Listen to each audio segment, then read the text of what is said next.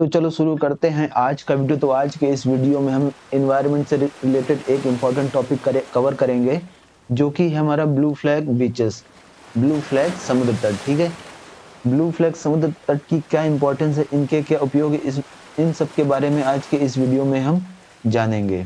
और इसके साथ हम यह भी जानेंगे कि भारत के कितने बीचों को या समुद्र तटों को ब्लू फ्लैग समुद्र तट का दर्जा दिया गया है। ठीक है, तो चलिए शुरू करते हैं। सबसे पहले जानते हैं कि क्या होते हैं ब्लू फ्लैग समुद्र तट या ब्लू फ्लैग बीच। ठीक है, तो ब्लू फ्लैग समुद्र तट ऐसे समुद्र तट होते हैं जो अपनी असाधारण जल गुणवत्ता, पर्यावरण प्रबंधन, सुरक्षा मानकों और टिकाऊ पर्यटन के प्रति समग्र रूप से प्रतिबद्ध होते हैं। ऐसे तटों को ब्लू फ्लैग समुद्र तट कहा जाता है। ऐसे समुद्र तटों में क्रिस्टल साफ पानी रेत से मिलता हुआ नजर आता है। मतलब कि इनका पानी जो होता है इतना साफ होता है कि इनके पानी से आपको रेत या तली दिखाई देती है। और ये तट पर्यावरणीय स्थिरता और सुरक्षा के प्रति प्रतिबद्ध होते हैं। ऐसे तटों को ब्लू फ्लैग समुद्र तट कहा जाता है और ब्लू फ्लैग प्रमाणीकरण प्रदान किया जाता है। ठीक है, तो जो भी ऐसे बीच होते हैं जो ये क्राइटेरिया को मीट करते हैं, उनको फिर ब्लू फ्लैग सर्टिफिकेट दिया जाता है। या ये भी कह सकते हैं कि ऐसे समुद्र तटों को प्रतिष्ठित ब्लू फ्लैग का टैग या पदनाम दिया जाता है। ठीक है, तो ये ध्यान रखना, जो भी ऐसे तट होते हैं जो अपनी असाधारण जल गुणवत्ता के लिए जाने जाते हैं या पर्यावरण प्रबंधन के लिए जाने जाते हैं, सुरक्षा मानकों के लिए जाने जाते हैं, टिकाऊ पर्यटन या सस्टेनेबल टूरिज्म के लिए जाने जाते हैं, उनको हम ब्लू फ्लैग समुद्र तट कहते हैं या उनको ब्लू फ्लैग समुद्र तट का सर्टिफिकेशन मिलता है। ठीक है, अब अगर हम दुनिया भर में बात करें कि दुनिया भर में कितने ऐसे तट हैं, तो दुनिया भर में 4000 से अधिक ब्लू फ्लैग प्रमाणित समुद्र तट हैं। ठीक है, जिनमें कुल 729 ब्लू फ्लैग समुद्र तट केवल स्पेन में है। ठीक है, यानी कि स्पेन में सबसे ज्यादा ऐसे ब्लू फ्लैग समुद्र तट हैं जिनकी संख्या 729 के आसपास है। ठीक है, और अगर भारत की बात करें तो भारत में ऐसे 12 समुद्र तट हैं जिनको ब्लू फ्लैग सर्टिफिकेट मिला हुआ है। ठीक है, गुजरात का शिवराजपुर बीच, ठीक है, दीव का गोगला बीच, उसके बाद कर्नाटक के दो बीच हैं, एक है पुदुबिद्री बीच और दूसरा है कासरकोड बीच। ठीक है, ये दोनों कर्नाटक के हैं। इसके बाद केरल से एक बीच है कप्पड़ बीच जिसे बोलते हैं, और लक्षद्वीप से दो बीच हैं कदमत बीच और एक है मिनिकॉय थुंडी बीच। ठीक है, इसी तरह तमिलनाडु का एक बीच है कोलम बीच, पुडुचेरी का ईडन बीच, आंध्र प्रदेश का ऋषिकोंडा बीच और पूरी उड़ीसा का गोल्डन बीच, और इसके अलावा अंडमान निकोबार द्वीप समूह का एक राधा नगर बीच। ठीक है, तो ऐसे भारत के 12 बीच है जिनको ब्लू फ्लैग समुद्र तट का दर्जा मिला हुआ है। ठीक है, और इन्हीं 12 समुद्र तटों के बारे में आज हम देखेंगे और ये पता करेंगे कि इन सारे समुद्र तटों को किस वजह से ब्लू फ्लैग सर्टिफिकेशन मिला हुआ है। ठीक है, आइए अब बात कर लेते हैं कि क्या है ब्लू फ्लैग प्रमाणन। ठीक है, ब्लू फ्लैग सर्टिफिकेशन। तो ब्लू फ्लैग प्रमाणन दुनिया की सबसे साफ समुद्र तटों को दिया जाने वाला एक प्रतिष्ठित पुरस्कार है। यह पुरस्कार गैर लाभकारी संगठन foundation for environmental education FEE द्वारा दिया जाता है। अब ये पुरस्कार किन समुद्र तटों को दिया जाता है? ये पुरस्कार ऐसे समुद्र तटों को दिया जाता है जो कई मानदंडों को पूरा करते हैं। ठीक है, ये जो संगठन इसने इसने कई सारे मानदंड बनाए, जो भी उन मानदंडों को पूरा करता है उसको ब्लू फ्लैग बीचेस का सर्टिफिकेट दिया जाता है। ठीक है, अब अगर इसके मानदंडों की बात करें तो इसमें पर्यावरण, शिक्षा, सुरक्षा और पहुंच से जुड़े मानदंड शामिल होते हैं। ठीक है, इसके अलावा ब्लू फ्लैग FEE के स्वामित्व वाला एक ट्रेडमार्क है, और इस संगठन में अगर सदस्य देशों की बात करें तो इसमें कुल 77 देश अभी तक शामिल हो चुके हैं। अब ये जो ब्लू फ्लैग प्रमाणन है ये 3 कैटेगरी में दिया जाता है। एक तो हो गया हमारा समुद्र तट, ठीक है, जो हम इसमें आज की वीडियो में देखेंगे समुद्र तट। ठीक है, और दूसरा हो गया मरीन। ठीक है, मरीन क्षेत्र में भी ये पुरस्कार दिए जाते हैं, और तीसरा होगा इस नौकायन पर्यटन। ठीक है, नौकायन पर्यटन क्षेत्र में भी ये पुरस्कार दिए जाते हैं। ठीक है, तो आज के इस वीडियो में हम समुद्र तट के बारे में ही बात करेंगे केवल। ठीक है, आइए अब बात कर लेते हैं कि ब्लू फ्लैग का मिशन क्या है। ठीक है, तो इस ब्लू फ्लैग अवार्ड का मिशन है पर्यावरण की शिक्षा, संरक्षण और अन्य चिरस्थायी विकास पद्धतियों के माध्यम से पर्यटन क्षेत्र में निरंतरता को बढ़ावा देना। ठीक है, यानी कि जो टूरिज्म एक्टिविटीज उनको बढ़ावा देना है, लेकिन उसके साथ साथ पर्यावरण का भी ध्यान रखना है। तो इसीलिए पर्यावरण की शिक्षा, उनके संरक्षण, उनके प्रोटेक्शन और चिरस्थायी जो सस्टेनेबल डेवलपमेंट है, उन पद्धतियों को, उन तरीकों को बढ़ावा देना है। ठीक है, तो ये था हमारा ब्लू फ्लैग का मिशन। आइए अब बात कर लेते हैं कि ये पुरस्कार या ये जो टैग मिलता है उसका वितरण कब किया जाता है। ठीक है, तो इन पुरस्कारों का जो वितरण है वो वार्षिक आधार पे होता है, यानी कि सालाना होता है, लेकिन साल में ये 2 बार दी जाती है। एक तो हो गया 5 जून और एक हो गया 1 नवंबर। 5 जून को यूरोप, कनाडा, मोरक्को, ट्यूनीशिया और समान भौगोलिक क्षेत्र वाले देशों को या भौगोलिक स्थिति समान भौगोलिक स्थिति वाले देशों को दिया जाता है 5 जून को। और 1 नवंबर को कैरिबियन, न्यूजीलैंड, दक्षिण अफ्रीका और दक्षिणी गोलार्ध के अन्य देशों को दिया जाता है। ठीक है, आइए अब बात करते हैं ब्लू फ्लैग बीचेस का क्राइटेरिया क्या है। ठीक है, मानदंड क्या है जिनको पूरा करने पर किसी समुद्र तट को ब्लू फ्लैग समुद्र तट का दर्जा या टैग दिया जाता है। ठीक है, तो इसमें मेनली 4 क्राइटेरिया हैं और उनके अंडर सब कैटेगरी हैं। ठीक है, तो चलिए उनको एक एक करके देखते हैं।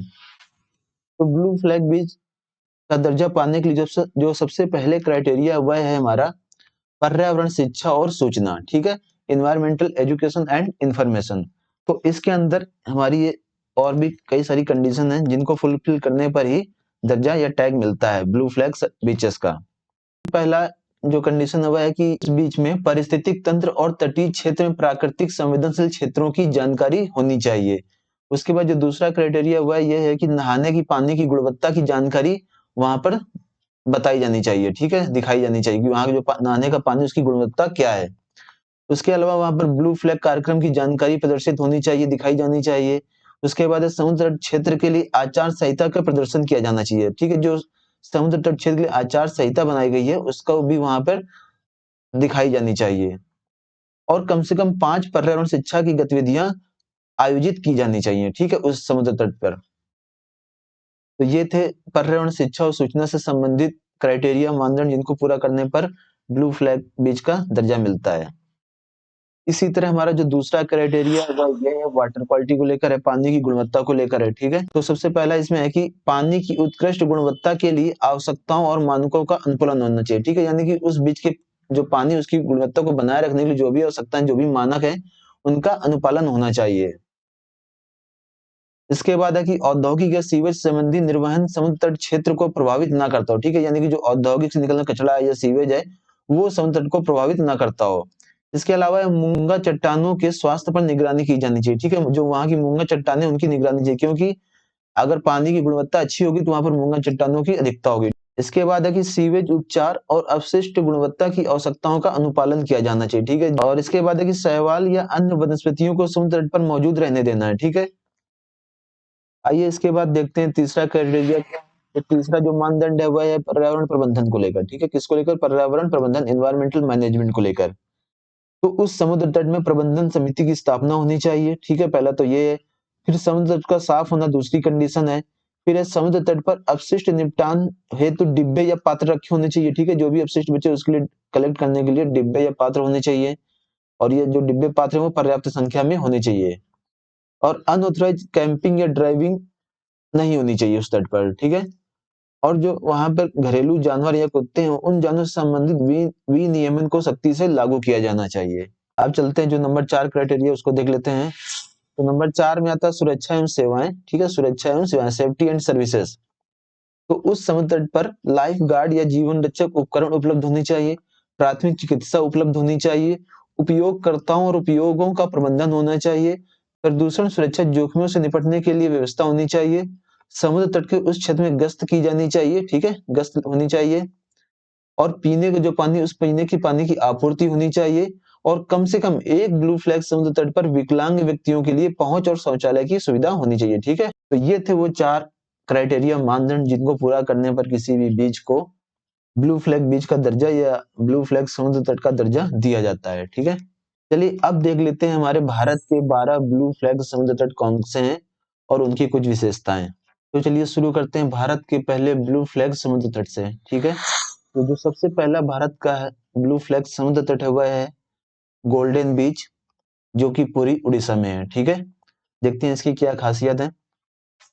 तो भारत का जो पहला ब्लू फ्लैग प्रमाणित समुद्र तट है वह है गोल्डन बीच, जो कि पूरी उड़ीसा में। तो यह एशिया का पहला ब्लू फ्लैग प्रमाणित समुद्र तट था। ठीक है, और यहाँ पर जो सुविधाएं हैं वो सौर ऊर्जा से संचालित होती हैं, प्लास्टिक मुक्त क्षेत्र है और अपशिष्ट प्रबंधन की उच्च श्रेणी की प्रणाली यहाँ पर उपलब्ध है, जिसके कारण इसको ब्लू फ्लैग का प्रमाण दिया गया है। ठीक है, इसके बाद जो दूसरा हमारा बीच है वह है रसीकोंडा बीच, जो कि आंध्र प्रदेश में है। तो ये रसीकोंडा बीच विशाखापट्टनम में बंगाल की खाड़ी में स्थित है। ये जो बीच है ये अपनी स्वच्छ सुनहरी रेत, साफ नीले पानी और चारों ओर हरी भरी प्रकृति के लिए जाना जाता है। इसकी प्रशंसा की जाती है क्योंकि यहाँ पर अच्छे और स्वच्छ स्नान क्षेत्र और समुद्र तट सुरक्षा जैसी सुविधाएं उपलब्ध हैं, जिसके कारण इसको ब्लू फ्लैग समुद्र तट का दर्जा दिया गया है। ठीक है। इसके बाद देखते हैं जो तीसरा बीच कौन सा है। तीसरा बीच है हमारा कासरकोड बीच, जो कि कर्नाटका में है। ठीक है। इस बीच ये जो बीच है ये उत्तर कन्नड़ जिले के होनावर में स्थित है। ठीक है। इस बीच की खासियत यह है कि यहाँ पर उत्कृष्ट अपशिष्ट प्रबंधन की व्यवस्था है। ठोस अपशिष्ट प्रबंधन संयंत्र है, स्वच्छ पेयजल की सुविधा और स्वच्छ शौचालय की उपलब्धता है, जिसके कारण इसको ब्लू फ्लैग समुद्र तट का दर्जा दिया गया है। इसके बाद जो चौथा भारत का बीच है वह है शिवराजपुर बीच, जो कि द्वारिका गुजरात में है। इसकी कुछ खासियत इस प्रकार है कि यहाँ पर तैरने के लिए उपयुक्त क्षेत्र, उपयुक्त बीच है। साफ सफाई के लिए प्रसिद्ध है। समुद्र तट के आसपास शांत पानी है, इसके कारण लोगों को यहाँ पर रिलैक्स मिलता है। और इन्हीं सारी सुविधाओं को देखते हुए इसे ब्लू फ्लैग समुद्र तट का दर्जा दिया गया है। इसके बाद जो हमारा पांचवा बीच है वह है कप्पड़ बीच, जो कि केरल में है। ठीक है। और ये जो बीच है ये कोझीकोड, जिसे कैलीकट भी बोलते हैं, उस जिले में स्थित है। यह समुद्र तट इस समुद्र तट की खासियत है कि इसमें समुद्र तट के साथ साथ बैक वाटर दोनों का अनुभव होता है। यहाँ पर आपको बैक वाटर भी देखने को मिलेगा और समुद्र तट भी देखने को मिलेगा। कप्पड़ बीच जो है वो साफ, प्राचीन, शांत और समुद्र तट प्रबंधन और देखने में सुंदरता के लिए प्रसिद्ध है, जिसके कारण इसको ब्लू फ्लैग का दर्जा दिया गया है। इसके बाद जो भारत का अगला बीच है वह है बीच नंबर 6 राधानगर बीच, जो कि अंडमान निकोबार द्वीप समूह में है। ये जो द्वीप है, ये जो बीच है, ये स्वराज द्वीप के पश्चिमी तट पर है। ठीक है। स्वराज द्वीप जो है आइलैंड है, जो स्वराज उसके पश्चिमी तट पर स्थित है। ठीक है। और इस बीच की खासियत यह है कि ये 2004 में राधानगर जो बीच था ये दुनिया का 7वां सबसे अच्छा बीच था। ठीक है। और ये इस बीच की कुछ खासियत है कि यहाँ पर पर्यावरण अनुकूल आवास, साफ सफेद रेत और अविश्वसनीय नीला पानी दिखाई देता है। ठीक है। तो यहाँ का जो बीच का पानी वो बिल्कुल आपको नीले कलर में, ब्लू कलर में दिखाई देगा। ठीक है। इसके बाद जो 7वां बीच है वो है घोघला बीच, जो कि दीव में है। ठीक है। और अगर इसकी स्थिति की बात करें तो ये जो बीच है ये केंद्र शासित प्रदेश दमन और दीव के दीव जिले में स्थित है। और इस बीच की खासियत है कि यहाँ पर स्वच्छ सुनहरी रेत, कोमल लहरों और समतल ज्वारीय क्षेत्र देखने को मिलते हैं। और इस समुद्र तट दीव जिले के सबसे खूबसूरत समुद्र तटों में से एक माना जाता है। यहाँ की खासियत है कि यहाँ पर भीड़ कम होती है, जिससे यहाँ का वातावरण शांत और आरामदायक बनता है। ठीक है। इसके बाद जो हमारा 8वां बीच है वह है पदुबिद्री बीच, जो कि कर्नाटक में है। और कर्नाटक के ये उडुपी जिले में स्थित है। इस बीच की खासियत है यहाँ पर उचित फुटपाथ देखने को मिलेगा, जिनका उपयोग आगंतुक समुद्र तट क्षेत्र में घूमने के लिए कर सकते हैं। कूड़ा मुक्त समुद्र तट है। यह अपनी सफेद रेत, साफ पानी और शांत वातावरण के लिए जाना जाता है। ठीक है। इसके बाद जो अगला बीच है, बीच नंबर 9 वह है कोलम बीच, जो कि तमिलनाडु में है। कोलम बीच एक हमारा केरला में भी है। ठीक है। लेकिन यहाँ पर हम तमिलनाडु वाले कोलम बीच की बात कर रहे हैं। ये जो बीच है इसको उष्णकटिबंधीय स्वर्ग के रूप में जाना जाता है। ठीक है। ये बीच प्रसिद्ध है अपनी सुनहरी रेत और नीले पानी के लिए। यहाँ पर इस बीच के किनारे पर, इस तट के किनारे पर, इस बीच के किनारे पर बनी झोपड़ियों में आपको ताजा समुद्री भोजन खाने को मिल सकता है और आयुर्वेदिक स्पा की सुविधा भी उपलब्ध होती है। इसके अलावा यहाँ पर आपको 3 अर्धचंद्राकार समुद्र तटों देखने को मिलेंगे, जिसमें लाइट हाउस शामिल होगा। लाइट हाउस बीच होगा, हवा बीच होगा और समुद्र बीच होगा। ठीक है। जिसके लिए भी ये कोलम बीच प्रसिद्ध है। इसके बाद जो अगला बीच है वो है 10 बीच नंबर 10 ईडन बीच, जो कि पुडुचेरी में है। इस बीच की खासियत है कि यहाँ पर शांति और प्राकृतिक सुंदरता देखने को मिलती है। जो लोग एकांत चाहते हैं उनके लिए एक आदर्श स्थान है। और ये अपने फिरोजा रंग के पानी और साफ रेतीले तट के लिए प्रसिद्ध है, जिसके लिए यहाँ पर आगंतुक टूरिस्ट यहाँ पर विजिट करते हैं। ठीक है। फिरोजा पानी वही ब्लू कलर का टाइप का। ठीक है। नीला रंग का पानी। इसके बाद जो हमारा बीच नंबर 11 है वह है मिनिकॉय थुंडी बीच, जो कि लक्षद्वीप में है। ये जो बीच है ये लक्षद्वीप के मिनिकॉय द्वीप पर स्थित है। और ये जो बीच है ये जाना जाता है अपनी प्राचीन सफेद रेत और क्रिस्टल स्पष्ट फिरोजा पानी के लिए। यहाँ पर मूंगी चट्टाने स्नॉर्कलिंग और गोताखोरी के लिए प्रसिद्ध हैं। ठीक है, यहाँ का जो वातावरण है वो भी शांत है। और जो भारत का 12वां और अंतिम बीच है, ब्लू फ्लैग बीच, वह है कदमत बीच, जो कि लक्षद्वीप में है। ठीक है, तो यह भारत के लक्षद्वीप में कदमत द्वीप पर स्थित बीच है। ठीक है, यह बीच कहाँ पर है? कदमत द्वीप पर, आइलैंड पर। और जो क्रूज पर्यटक होते हैं उनमें सबसे ज्यादा यह लोकप्रिय है। यह जल क्रीड़ाओं के लिए भी जाना जाता है। ठीक है, और इसकी कुछ अन्य विशेषताएं हैं। सस्ता सफेद रेत, लहराते नारियल के पेड़ और साफ फिरोजा पानी इस बीच की अन्य विशेषताएं हैं। और एकांत और विश्राम चाहने वालों के लिए एक आदर्श स्थान है। ठीक है, तो ये थे भारत के 12 ब्लू फ्लैग समुद्र तट, जिनको हमने वन बाय वन यहाँ पे कवर किया। तो आई होप अब समझ में आ गया होगा कि ब्लू फ्लैग बीच क्या होते हैं, प्रमाणीकरण क्या होता है, क्राइटेरिया क्या होते हैं, और भारत के कौन कौन से बीचों को ब्लू फ्लैग सर्टिफिकेट दिया गया है। ठीक है, तो मिलते हैं अगले किसी और वीडियो में, तब तक के लिए धन्यवाद।